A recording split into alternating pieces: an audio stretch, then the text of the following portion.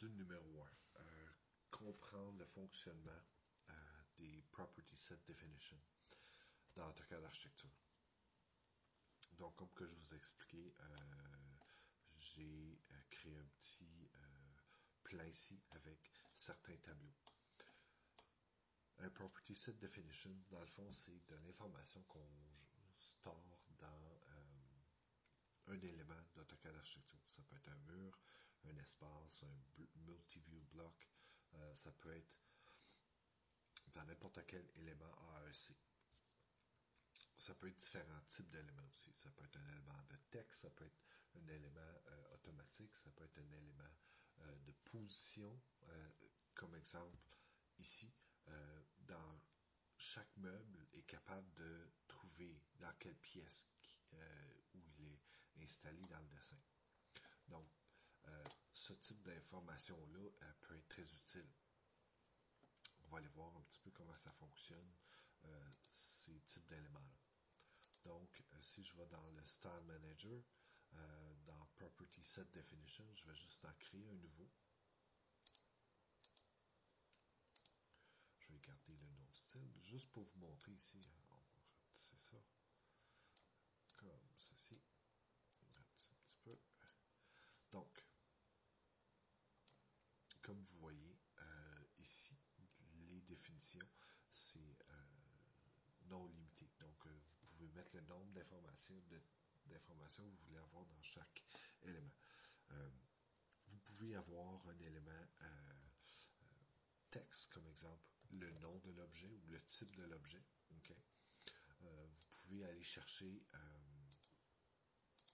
par exemple, je vais juste utiliser pour des portes. Vous pouvez aller chercher de l'information automatique qu'AutoCAD est capable de trouver par lui-même. Comme exemple, dans le cas d'une porte, il est capable de trouver la grandeur, okay? La hauteur fois la largeur, si c'est des portes doubles. Okay? Donc ça, c'est l'information qu'il est capable de trouver lui-même. Il y a aussi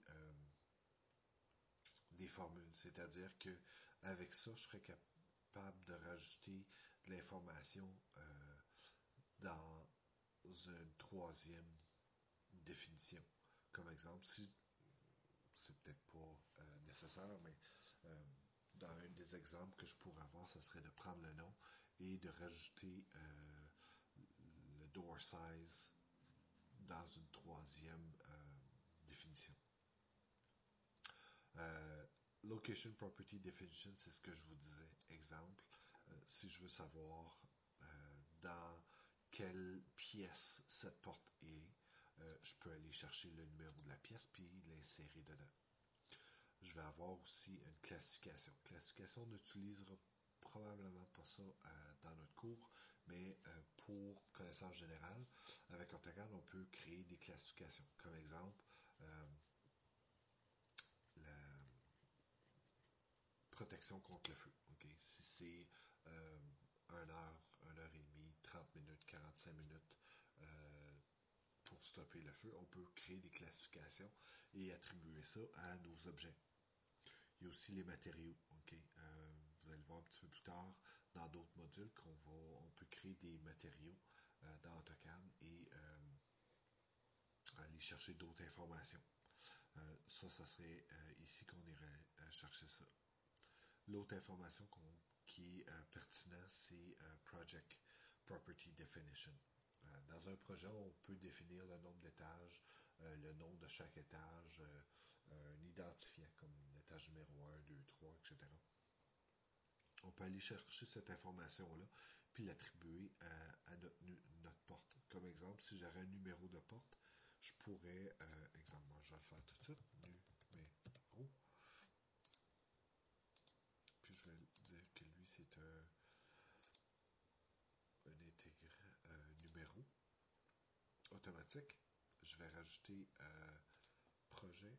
Je vais aller chercher General Level ID, okay, qui pourrait, dans le fond, je vais juste renommer ça là, l'étage. Oups. Puis avec une fonction, oups, excusez, j'ai pas le bon. avec une fonction, ça me permettrait de venir chercher, mettons, l'étage, puis mon numéro de porte. Puis si j'aurais un projet, ça créerait un numéro de porte qui commence par l'étage. Comme exemple, si je suis à l'étage numéro 4, ça pourrait être la porte 402. Donc, autre chose qui est intéressant, Anchor Property Definition, ce type-là, ça nous permet d'aller chercher l'information dans un autre élément AEC duquel tu es ancré dedans. Comme exemple, une porte dans un cadre, dans les éléments qu'on appelle les assemblages de portes et fenêtres. Les assemblages de portes et fenêtres utilisent deux éléments, une porte et un cadre. Donc, je pourrais, avec ça, aller chercher, exemple, le type du cadre dans mon assemblage et venir l'installer ici, dans ma porte. L'autre élément qui est assez le fun à utiliser, c'est Graphic Property Definition. Vous avez vu tantôt, j'ai une légende avec des symboles et des noms. J'ai réussi à créer ça avec le Graphic Property Definition, c'est-à-dire pour chaque élément que j'avais dans mon dessin, c'est-à-dire bureau, classeur, chaise ergonomique, étagère, table, chaise visiteur, j'utilisais un graphique, puis ça pouvait être soit un bloc ou une image. Dans mon cas, j'utilisais un bloc, ça me permettait d'aller chercher le bloc qu'on voyait sur le dessin et de le ramener dans une légende qui nous facilite beaucoup la vie pour créer nos légendes dans nos sites de dessin. Donc, je vais canceller ça ici. Je vais retourner à mon tableau. Donc, pour utiliser ces fonctions-là, la première chose qu'on doit faire, c'est définir quelle information qu'on veut stocker. C'est-à-dire, la meilleure chose, c'est de définir soit les tableaux ou les tags qu'on veut faire. Si c'est une légende, on a besoin du symbole et du type. Donc, ça va nous permettre de créer l'ensemble de propriétés adéquats pour créer notre élément. Deuxième chose qu'on doit faire, c'est de définir si cette information-là s'attribue au style d'élément ou à l'objet inséré dans le dessin. Vous allez voir dans le prochain module, on va comprendre la différence entre les deux. Mais en gros, exemple ici, toute l'information que vous voyez là-dessus est la même pour tous les objets. Comme exemple, la chaise ergonomique, j'en ai deux, mais les deux, c'est le même symbole puis le même titre. Au lieu de le mettre dans l'objet puis être obligé de rentrer cette information-là, à chaque fois que je rentre cette chaise-là dans mon dessin, je le mets dans le style de l'objet, puis cette information-là est rentrée automatiquement pour tous les objets insérés. Si ça serait exemple, je vais venir ici dans mon tableau, chaise ergonomique, j'ai une description, j'ai défini, j'ai des grandeurs. Mais ça se pourrait que la chaise dans le bureau 101 puis la chaise dans le bureau 102 soient différents. Donc, dans la description, dans les finis, dans les grandeurs, donc, la description, les finis et les grandeurs, je l'ai inséré dans l'objet inséré dans le dessin, ce qui me permet de le modifier pour chaque élément rentré. Donc, une fois qu'on a défini ça, qu'on a inclus ces éléments-là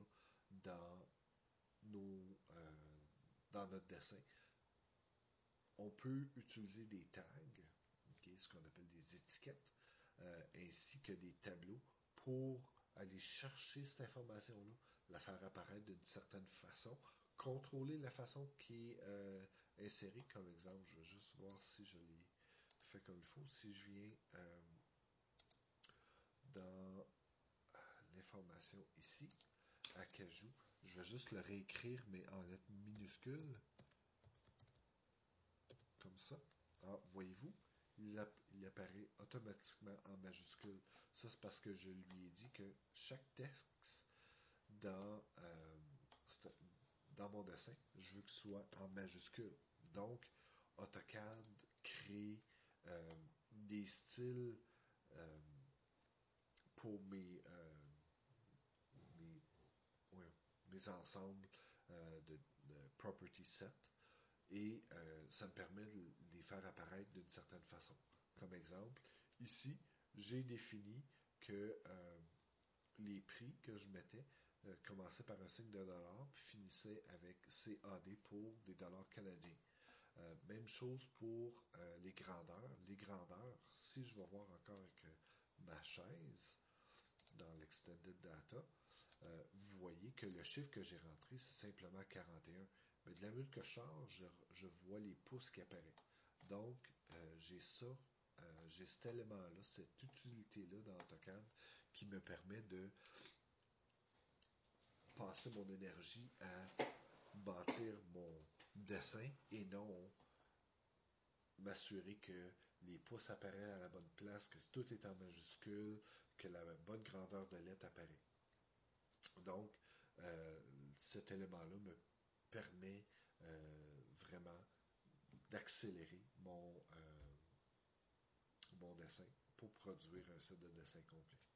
Donc, dans le prochain module, on va définir l'information. On va voir plus en détail ce que j'ai créé dans ce dessin-là pour finalement avoir les étiquettes et les tableaux. Donc, je vous invite à passer au module numéro 3.